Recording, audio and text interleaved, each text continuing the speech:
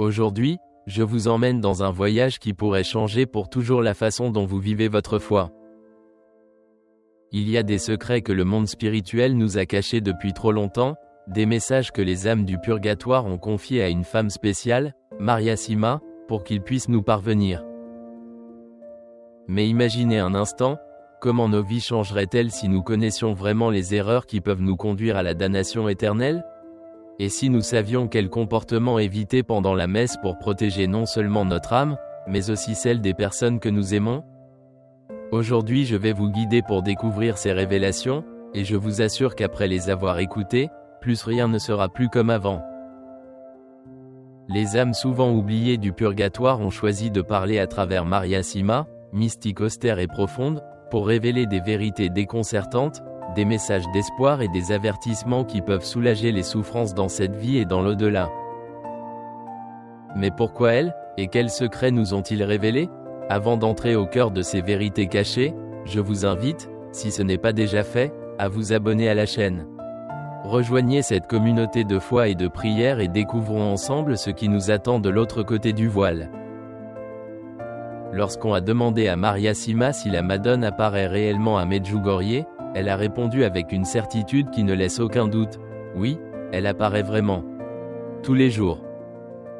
Mais il y a un danger, beaucoup ne prennent pas ces apparitions au sérieux, ignorant l'opportunité de rédemption et de conversion qu'elle nous offre. Maria Sima n'avait pas besoin de confirmation extérieure.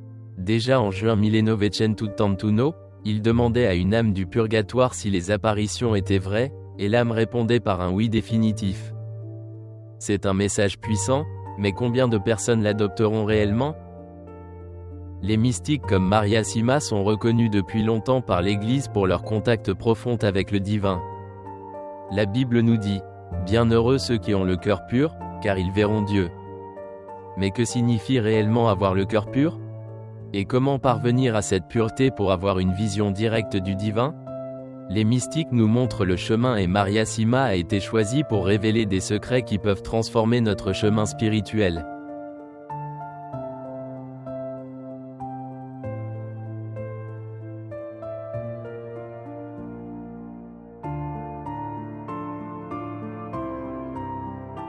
Maria Sima était l'une des rares personnes au monde à qui les âmes du purgatoire choisissaient d'apparaître.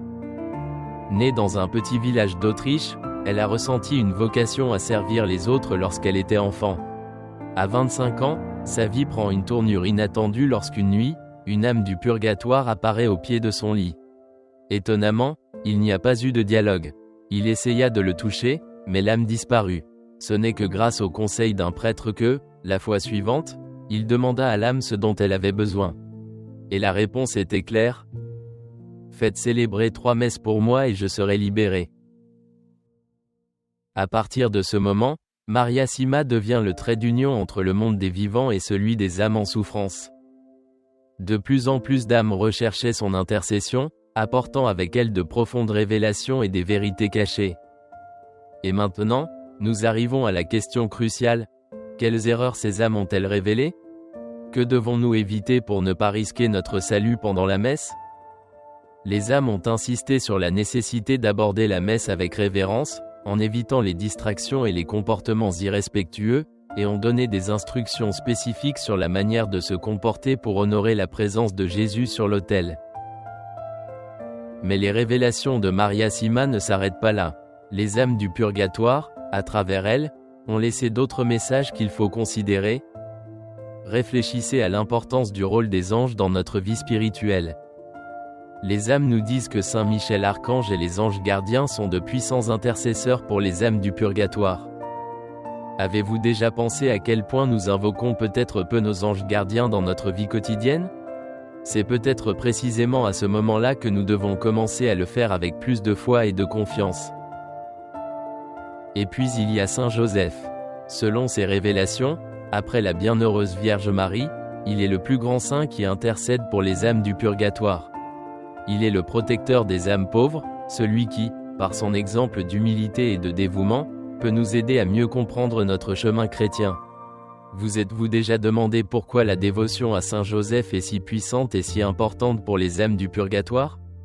Il est peut-être temps de l'approcher avec plus de dévouement et de confiance, en lui demandant son aide non seulement pour nous-mêmes, mais aussi pour les âmes de nos proches déjà décédés.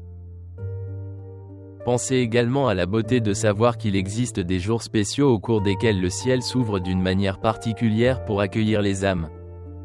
Le jour de Noël, le vendredi saint, l'Ascension, la Toussaint, la fête de l'Assomption sont des moments où les âmes trouvent plus facilement le chemin de la libération. Et si chacun de nous, en ces jours-là, faisait un petit geste de prière, d'intercession pour les âmes du purgatoire? Imaginez combien de joie cela pourrait apporter au ciel et combien de paix cela pourrait aussi apporter à nos âmes. Et là, je voudrais vous demander quelque chose. Avez-vous déjà offert une prière ou une messe pour les âmes du purgatoire? Y avez-vous déjà pensé? Laissez-moi vous confier un secret qui pourrait changer votre vie. Chaque fois que vous priez pour une âme en souffrance, cette âme, une fois libérée, devient votre intercesseur. Imaginez avoir au ciel non seulement un ange gardien, mais une foule d'âmes qui intercèdent pour vous, qui vous guident, qui vous protègent. N'est-ce pas une pensée réconfortante et rassurante? Mais les âmes du purgatoire ont révélé bien plus. Ils ont mis en garde contre les erreurs que les fidèles peuvent commettre pendant la messe, soulignant l'importance d'aborder le moment eucharistique avec le plus grand respect.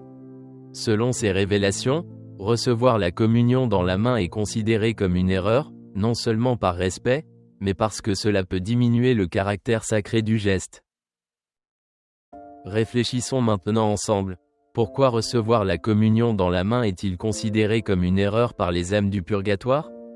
Est-ce juste une question de tradition ou y a-t-il quelque chose de plus profond? Et pourquoi éviter des gestes comme se tenir la main pendant le Notre Père ou échanger le signe de la paix? Ne sont-ils pas des signes de communion entre les fidèles? Ou y a-t-il quelque chose de plus important sur lequel nous devrions nous concentrer dans ces moments-là? J'aimerais avoir votre avis dans les commentaires. Lequel de ces messages vous a le plus marqué? Avez-vous déjà réfléchi à ces aspects pendant la messe? Écrivez-le ci-dessous, et n'oubliez pas de faire sentir votre présence avec un like si cette vidéo vous touche profondément. Chaque jour, chaque action que nous entreprenons peut avoir une profonde signification spirituelle. Chacun de nos choix, petit ou grand, peut nous rapprocher de Dieu ou nous éloigner de lui. Les âmes du purgatoire nous demandent de prendre au sérieux notre vie de foi, de ne pas nous laisser emporter par la superficialité du monde, de rappelez-vous que chaque instant est précieux sur notre chemin vers le salut. Alors, chers amis, partagez cette vidéo avec tous ceux qui, selon vous, ont besoin d'entendre ces révélations. Abonnez-vous à la chaîne et restez avec nous pendant que nous continuons à explorer ensemble ces profonds mystères. Les paroles de Maria Sima nous mettent au défi de vivre notre foi de manière authentique, de nous éloigner des distractions du monde et de rechercher de tout notre cœur la volonté de Dieu. Leurs témoignages sont un appel à une expérience de foi plus profonde, qui nous rapproche du mystère divin et nous invite nous vers un voyage continu de conversion. Que ces révélations vous guident toujours vers la lumière de la foi et la paix du cœur, afin que vous puissiez vivre chaque jour avec la certitude de l'amour de Dieu et l'espérance de la vie éternelle.